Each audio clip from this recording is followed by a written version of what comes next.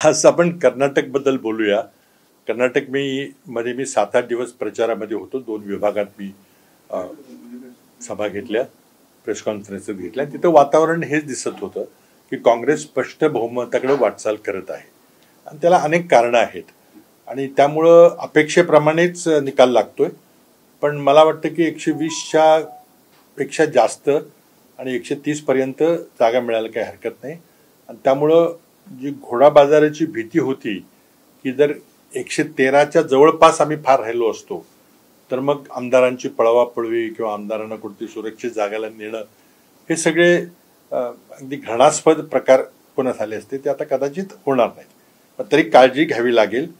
कारण कर्नाटकमध्ये 2019ला जे झालं, त्यानंतर महाराष्ट्रात ते झालं, मध्य प्रदेशमध्ये झालं, त्यामुळं हा पराभव सहजासहजी भाजप पचवून घेणार नाही, सहन करणार नाही आणि त्यांच्या क्लुप्त्या चालू राहतील.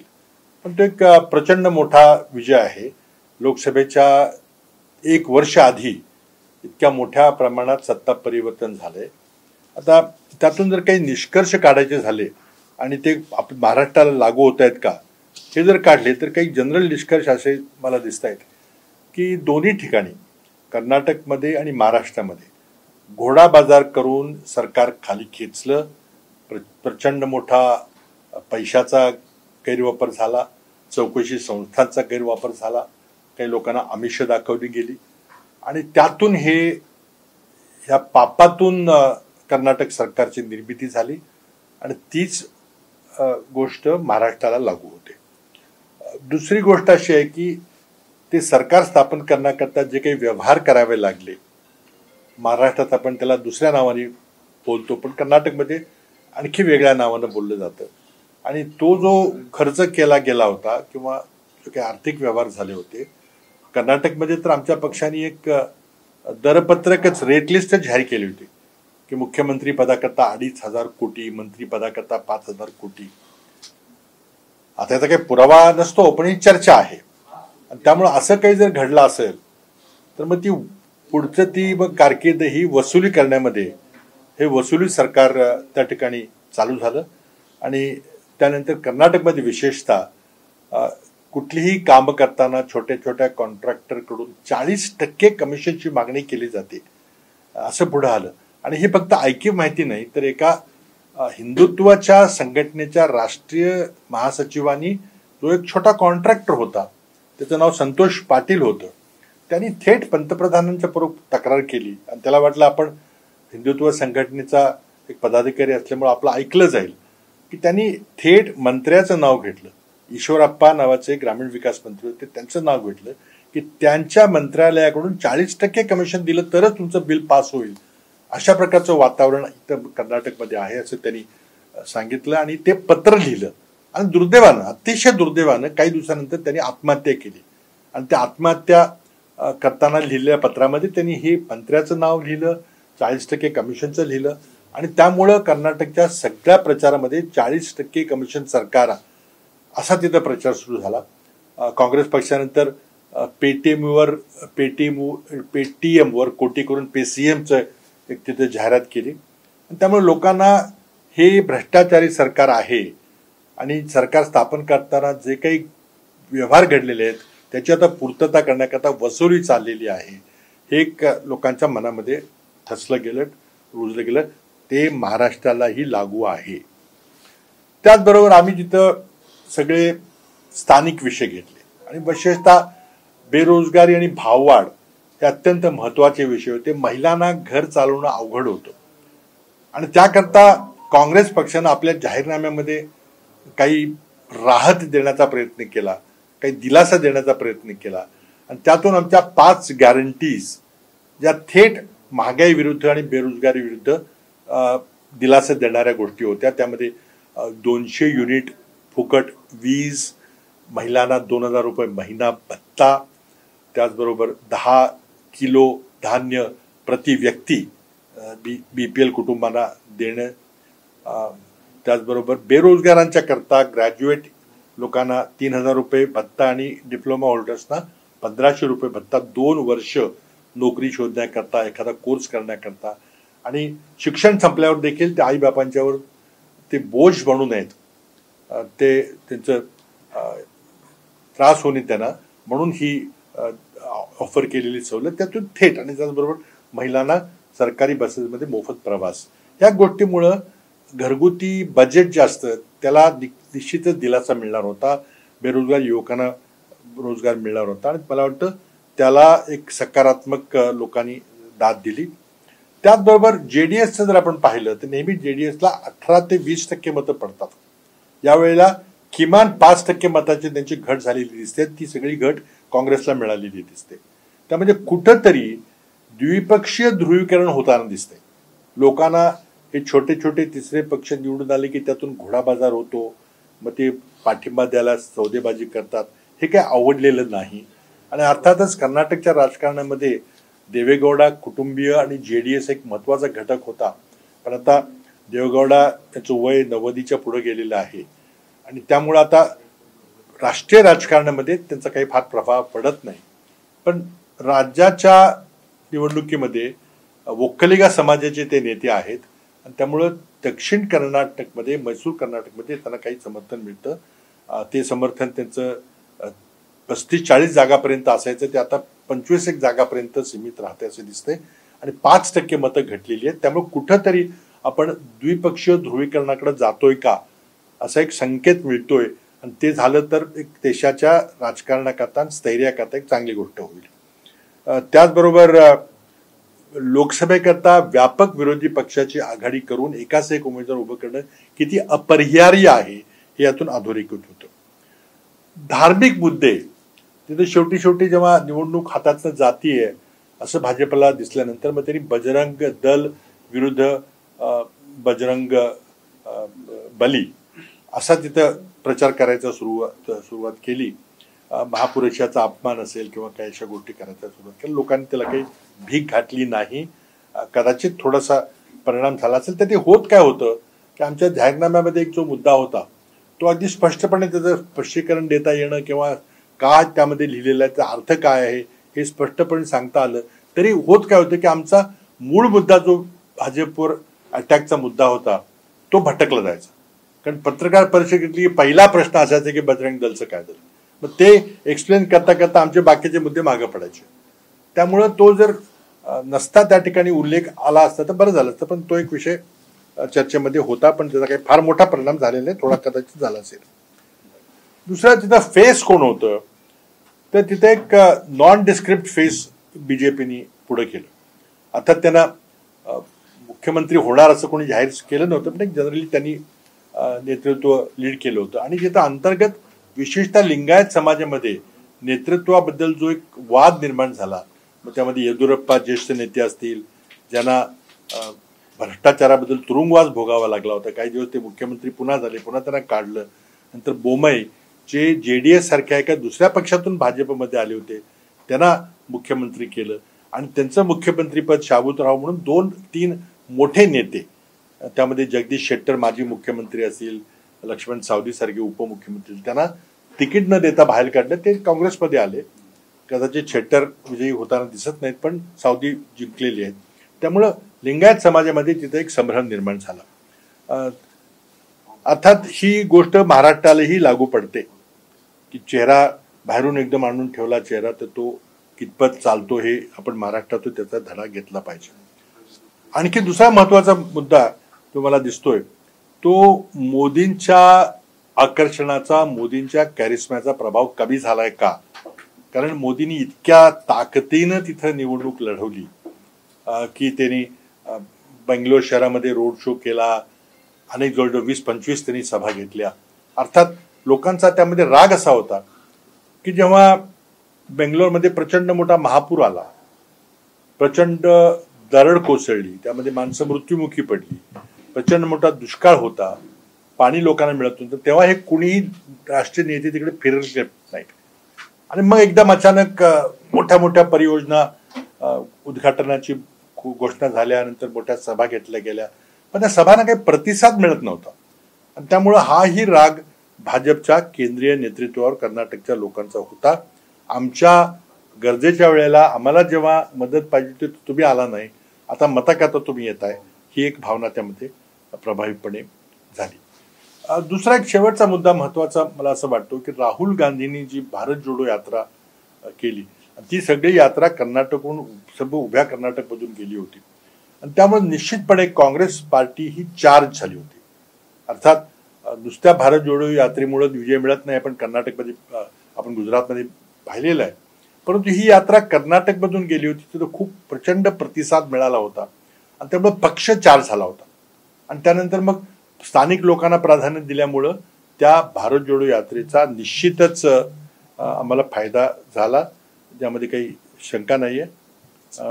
आणि दुसरा एक महत्त्वाचा मुद्दा त्यामध्ये आपण घेतला पाहिजे की राहुल गांधींच्या 2019च्या कोलारमधल्या म्हणजे कर्नाटकमधल्या भाषणाबद्दल त्यांना एवढी मोठी शिक्षा दिली, त्यांना एकतर ते दोषी आहेत असं ठरवलं, 2 वर्ष तुरुंगवासाची शिक्षा दिली आणि त्याच्यापेक्षाही मोठी शिक्षा म्हणजे त्यांचं ताबडतोब हे लोकसभेतलं सदस्यत्व रद्द केलं गेलं. त्याचाही लोकांच्या मध्ये कुठेतरी राग होता. आता याचा धडा काँग्रेस पक्षाने काय घेतला पाहिजे, तर मला असं वाटतं की राज्याच्या नेत्यांना महत्त्व दिल्यामुळं सिद्धरामय्या असतील किंवा दुसरे आमचे पक्षाचे अध्यक्ष DK शिवकुमार असतील किंवा बाकीचे सगळे तिथले स्थानिक नेते होते, खडगेजींनी खूप प्रचार केला, त्या स्थानिक लोकांना नेतृत्व दिलं. ज्या ज्या ठिकाणी स्थानिक नेतृत्वाला म्हणजे हकालपट्टी करून बाहेरचा कोणतरी बाहेरचा पक्षाचा किंवा बाहेरचा एखादा नेता येऊन लादला तिथं काँग्रेस पक्षाला फटका बसला. उदाहरणार्थ पंजाबचं उदाहरण आपल्यासमोर आहे, आसामचं उदाहरण आहे आणि त्यामुळं कर्नाटक मॉडेल सगळीकडे वापरलं पाहिजे. स्थानिक नेत्यांना महत्त्व द्या, केंद्रीय नेत्यांनी बाहेरच्या नेत्यांनी त्यांना मदत करा, पण प्राथम्य किंवा लिडरशिपच्या ही स्थानिक नेत्यांच्या लिडरशिपखाली निवडणूक लढली गेली पाहिजे. आणि त्याचबरोबर आणखी एक महत्त्वाचा मुद्दा असा आहे की तिथं असं बोललं जात होतं की आमचे जे 2 मोठे नेते कर्नाटकचे आहेत, सिद्धरामय्या आणि DK शिवकुमार, दोघंही महत्त्वाकांक्षी आहेत, दोघंही ज्येष्ठ नेते आहेत, त्यांनी यश मिळवून दाखवलेलं आहे, नेतृत्व त्यांनी गुण दाखवलेली आहेत, दोघांनाही मुख्यमंत्री होण्याची महत्त्वाकांक्षा होती, पण त्यांच्यामध्ये वाद वाढू दिला नाही. दोघांनीही आपली महत्त्वाकांक्षा आहे जाहीर केलं, पण त्यामुळं एकमेकाला वर कुरघोडी करावी, त्याचे उमेदवार कापावे, आपले पुढे द्यावे, उमेदवाराची निश्चिती करताना काही असा काही प्रकार झाला का, तर तो बिलकुल झाला नाही. आणि त्यामुळं काँग्रेसचे नेते जिथे ते ऑब्झर्वर म्हणून गेले होते त्यांनाही श्रेय दिलं पाहिजे. परंतु ज्या ज्या ठिकाणी अशी कुरघोडी होताना दिसते की तिथल्या 2 स्थानिक नेत्यामध्ये कोणाला पुढं आणायचं कोणाला घालवायचं, आणि हे मी पुन्हा एकदा पंजाब आसामचं उदाहरण देतो की त्या ठिकाणी आम्हाला आमचे ताकद असताना, आमचे सरकार असताना आमचं सरकार त्या ठिकाणी गेलं, ते पुन्हा आता जर झालं नाही तर मला वाटतं निश्चितच काँग्रेसला यश मिळेल, कारण बाहेरून इम्पोर्टेड नेते आणण्याची जी प्रक्रिया होती ती फेल झालेली आहे. भाजप JDS सोबतही चर्चा करत असल्याची मोठ्या प्रमाणात चर्चा आहे, दोन्ही एकमेकाला संपर्क साधत आहेत, हाही एक या ठिकाणी पाहायला विषय आहे.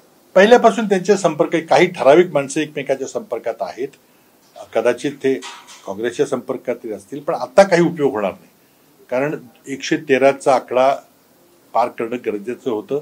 आता तो आम्ही 120-123च्या वर जाताना दिसतोय. त्यामुळे मला वाटतं घोडा बाजारच्या टप्प्याच्या बाहेर कदाचित आम्ही गेलोय, पण आम्हाला निष्काळजीपणानं राहून चालणार नाही, कारण आतापर्यंत जे काही घडलेलं आहे ते आपल्या समोर आहे, कर्नाटक, महाराष्ट्र, मध्य प्रदेशमध्ये. त्यामुळे जर टप्प्याच्या जवळपास असलो तर हा प्रयोग पुन्हा होईल. कुणी कुणाशी बोलावं त्यामध्ये काही कुणाचं काही गैरअसं काही कारण नाही. भाजपला स्वबळावर तर शक्यच नाही काही करणं. जर काही करायचं असलं तर JDSला बरोबर घेऊन आकड्याच्या जवळपास जाता येते का. अपक्षही किती काही 2-4च्या पेक्षा जास्त अपक्षही नाहीत, आणि त्यामुळे मला वाटतं त्या टप्प्याच्या बाहेर निवडणूक आता गेलेल्याचं मला वाटतं. पण काँग्रेसला बहुमत मिळत असताना सुद्धा कुठेतरी धाकधूक आहे का, कारण काही आमदार फुटू शकतात किंवा नेतृत्व जर कोणा दुसऱ्याकडे गेलं तर काही नेते नाराज होऊन वेगळा काही प्रयोग करतील, ही धाकधूक असलीच पाहिजे ना, कारण काही आमदार फुटत नाही, आमदार फोडले जातात, घोडाबाजार केला जातो, त्यांना काय काय ऑफर्स दिल्या जातात. महाराष्ट्रात आपण बघितले, कारण तो हा प्रयोग ज्याला ऑपरेशन कमला म्हटलं जातं, ऑपरेशन लोटस म्हटलं जातं, हा कशावरून होणार नाही, कारण काळजी तर घेतली पाहिजे.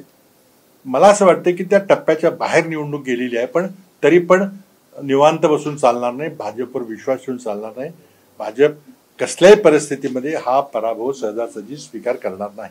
चव्हाण साहेब, दोन गोष्टी आजच्या या निवडणुकीमध्ये दिसून येतात. एक म्हणजे मुस्लिम आणि जो दलित वर्ग आहे तो मोठ्या प्रमाणामध्ये काँग्रेसकडे गेला. वास्तविक जेडीएसचं जे प्रमाण मतांचं आहे ते वाढताना काँग्रेसकडे दिसून थेट बेनिफिट होताना दिसतोय. विशेषतः जो मुस्लिम वर्ग आहे तो कायम इतर राज्यांमध्ये निवडणुका होताना तो डिवाइड अँड रूल्स जो भाजपची स्ट्रॅटर्जी असते ती इथं फेल होताना गेलेली दिसून येते. त्याचा फायदा झाला आहे का? आता एक संपूर्ण विश्लेषण इतक्या लवकर करणं अवघड आहे, परंतु ही गोष्ट खरी आहे की कर्नाटकमध्ये विशेषतः दक्षिणेमध्ये वोक्कलगा बेल्टमध्ये मुस्लिम हे टॅक्टिकल वोटिंग होतं की जिथं कुठला उमेदवार भाजपचा पराभव करू शकतो. मग तो जर जेडीएसचा पुढे वाटला तर जेडीएसला मतं जातात. आता सकृत दर्शनी 5% जेडीएसची मतं ही वळून काँग्रेसकडे आलेली अशी आकडे दिसत आहेत. आता ते दलित आणि मुस्लिम मतं आहेत का हे विश्लेषण करावं लागेल, परंतु असण्याची शक्यता आहे. लिंगायत समाजाचा जो साधारणतः 8 ते 9 जागांवर राष्ट्रवादी काँग्रेसने उमेदवार दिले होते. तिथे थेट काँग्रेस आणि राष्ट्रवादी अशी निवडणूक झाली गेली. तिथे आता जो ट्रेंड दिसतो म्हणजे निपाणी मतदारसंघ जर फॉर एक्झाम्पल घ्यायचा ठरला तर काँग्रेसला 19,000च्या आसपास मतं आहेत, मात्र 28,000 मतं आसपास भाजप आणि 28,000च्या आसपास राष्ट्रवादी आहे. अवघे 300 मताचा फरक हा भाजप आणि राष्ट्रवादीच्या उमेदवारांमध्ये दिसून येतो. असाच ट्रेंड त्या बेळगाव आणि निपाणी परिसरामध्ये दिसून येतोय जवळपास. तर हा फटका राष्ट्रवादीने दिलेल्या उमेदवारांचा काँग्रेसला बसला आहे का, कितपत मान्य करतात? आता सर्व आकडे त्या 8-9 उमेदवारांचे आकडे आपल्याला जेव्हा कळतील तेव्हा ते दिसेल. निपाणीमध्ये मी स्वतः गेलो होतो, तिथे एक चौरंगी फाईट आहे, पण मुख्य फाईट जेडीएसच्या ज्या मंत्री होत्या बाई त्या एक महत्वाच्या उमेदवार भाजपच्या मंत्री जोले बाई ज्या होत्या त्या एक सिटिंग आमदार होत्या. आमचे काका पाटील म्हणून जुने 3 टर्मचे आमदार होते आणि जिथं राष्ट्रवादीनी एक उमेदवार जो भाजपकडे गेला होता आमच्याकडे आला होता, तिकीट पण मिळू शकलं नव्हतं, तिकीट त्याला दिलेलं आहे.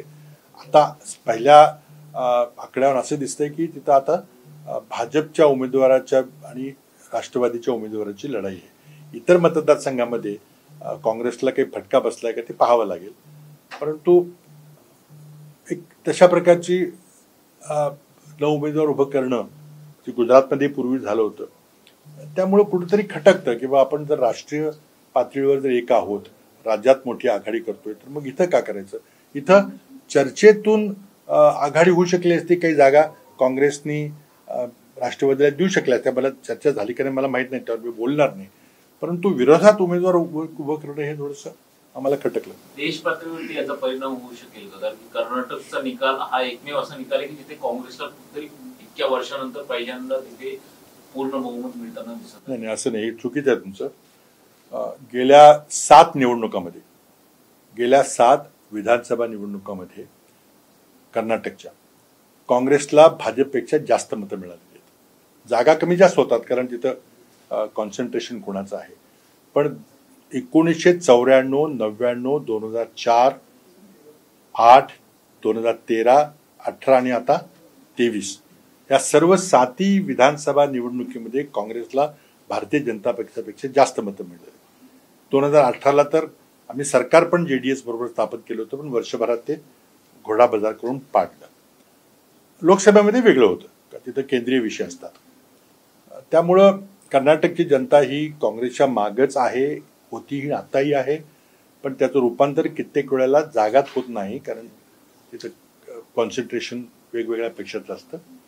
त्यामुळे मला वाटतं की तो ट्रेंड राहिलेला आहे. आणि नंतर काय होतं की जनरली कर्नाटकमध्ये दर निवडणुकीमध्ये सत्तांतर होतं, बदलतं, तो यावेळेलाही झालेला आहे. पण त्यामध्ये अँटी इन्कम्बन्सी होती का, 40% करप्शनचा मुद्दा हा त्यांना झिडकता आला नाही, आणि बरेच विषय मगाशी बोलल्याप्रमाणे झाले. तर आणि काँग्रेसनी सर्वात महत्त्वाची गोष्ट म्हणजे अत्यंत ताकदीने निवडणूक लढवली. सर्व केंद्रीय नेते त्यामध्ये ताकदीने उतरले आणि स्थानिक नेतृत्वाला प्राधान्य दिले. सर, कर्नाटका में कांग्रेस लीड कर रही है, बीजेपी पीछे है, क्या कहना चाहिए? देखिए, कर्नाटक में जैसी उम्मीद थी या में उम्मीद थी, उसी उम्मीद के अनुसार कांग्रेस को पूरा भारी अक्सरियत से स्पष्ट बहुमत से मिल रहा है. सरकार कांग्रेस की बनती दिखाई दे रही है. जैसे मैंने अभी मराठी में कहा, कई सारे मुद्दे हैं। एक तो वहाँ पे जिस तरह से सरकार 2018 में कांग्रेस और जेडीएस की सरकार बनी थी, उसको एक साल में गिराया गया, घोड़ा बाजार करके, ऑपरेशन कमला करके सरकार गिराई और भाजपा की सरकार लाई गई। और उसमें जो भी आर्थिक व्यवहार हुए उसकी वसूली के लिए पिछले 4 साल भारतीय जनता पार्टी काम कर रही थी और 40% कमीशन लेने वाली करप्ट सरकार के रूप में कांग्रेस ने जनता के सामने भाजपा को पेश किया, उसे जनता ने स्वीकार किया है।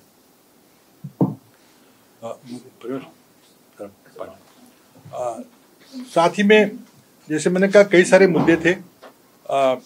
स्थानिक विषय पे हमने जोर दिया था, बेरोजगारी, महंगाई का विषय था, धार्मिक मुद्दे नहीं चले। और एक ऐसा लगता है कि जेडीएस जैसी तीसरी पार्टी थी, उसकी अहमियत कम हो रही है और कहीं ना कहीं ऐसे लगता है कि शायद हम द्विपक्षीय ध्रुवीकरण की तरफ, बाइपोलर पॉलिटिक्स की तरफ जा रहे हैं, जो अक्सर राज्यों के चुनाव में नहीं होता, देश में होता है। और इसे एक सबक लेना पड़ेगा कि हमको 2024 के लिए सभी विपक्ष के दलों को एक महाआघाड़ी, एक ब्रॉड अपोजिशन कोएलिशन बनाना पड़ेगा और एक भाजपा के उम्मीदवार के सामने एक विपक्ष का उम्मीदवार रखना पड़ेगा। सर, आपने कहा कि प्रधानमंत्री की जो पॉपुलरिटी है वो कहीं ना कहीं कम हुई कर्नाटका में, और जिस तरह से राहुल गांधी ने भारत जोड़ो यात्रा की और जो उनका डिस्क्वालिफिकेशन था उसको लेके जनता नाराज है। 2 चीजें थी कि जिस तरह से कर्नाटक में कई सारे नैसर्गिक संकट आए, नेचुरल कैलामिटी आई, वहाँ पे बेंगलोर में बहुत भारी बाढ़ आई थी, सारा कमर्शियल नुकसान हुआ, लोगों की जानें गई, वहाँ पे एक लैंडस्लाइड हुआ था, कर्नाटक में भारी सूखा पड़ा था। इन सारी नैसर्गिक आपत्तियों के दौरान कोई भी केंद्रीय नेता, भाजपा का केंद्रीय नेता वहाँ पहुंचा नहीं था, प्रधानमंत्री नहीं पहुंचे थे।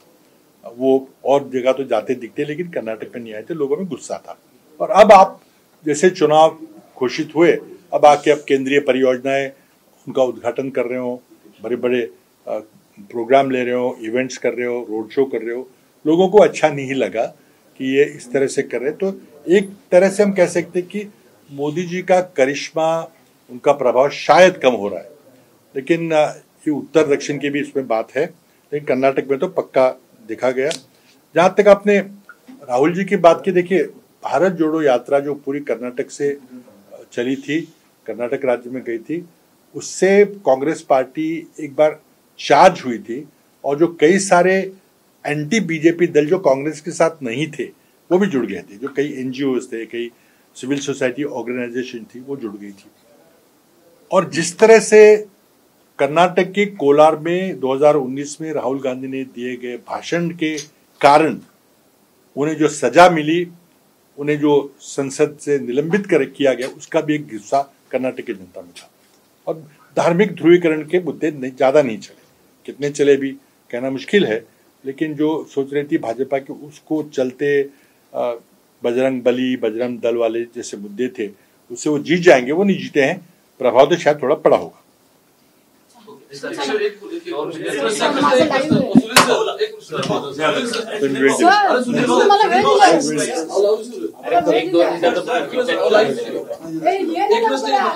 ठीक है, आता बस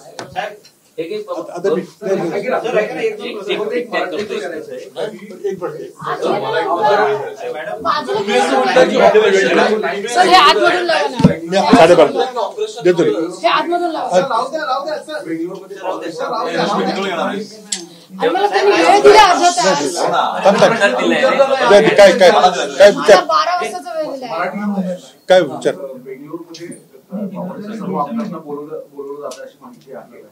कोणतेही ऑपरेशन परत एकदा होऊ नये याची खबरदारीसाठी घेतली जाते का आणि कशा स्वरूपात ते प्रिकॉशन्स घेतले जातील असं वाटतं? सर्व काँग्रेस आमदार, निवडून आलेल्या आमदारांना बेंगलोरमध्ये बोलवणे, त्यामध्ये काही गैरन्याय नेहमी होतं. आणि ज्या प्रकारे 2019ला कर्नाटकमध्ये ऑपरेशन कमला झालं, मध्य प्रदेशमध्ये झालं, महाराष्ट्रात झालं, त्यामुळे काळजी तर घ्यावीच लागेल, खबरदारी तर घ्यावीच लागेल. त्यामुळे आता आमदारांना उचलून दुसरीकडे कुठे न्यायचं का नाही हा तिथल्या नेतृत्वाला ठरावं लागेल, पण अंतर बघून ते ठरवलं जाईल. पण सर्व आमदारांना एकत्रितपणे बेंगलोरला बोलवणं हे योग्य आहे, बोलवलं पाहिजे. मला वाटतं बोलवलं गेलं. तेव्हाच एक प्रश्न असतो दुसरा उपस्थित होतो की कर्नाटकाच्या निकालामध्ये आपण जसं सांगितलं की स्थानिक नेते काँग्रेससाठी फार महत्वाची भूमिका निभावली होती. महाराष्ट्राच्या राजकारणात पुढे जर पाहिलं तर महाविकास आघाडी एकसंघ राहणं, स्थानिक नेत्यांना तितकीशी ताकद देणं हा विषय होणार आहे. कारण की कालच काँग्रेसचे प्रदेशाध्यक्ष राहुलजींची भेटत आहेत. वेगवेगळे मुंबईतले नेते राहुलजींना भेटतात. अंतर्गत कलह काँग्रेसमधला वारंवार चर्चेचा विषय असतो. अशा परिस्थितीमध्ये काँग्रेससाठी महत्वाचं महाराष्ट्र आणि मुंबई त्याच्या स्वरूपात राहील.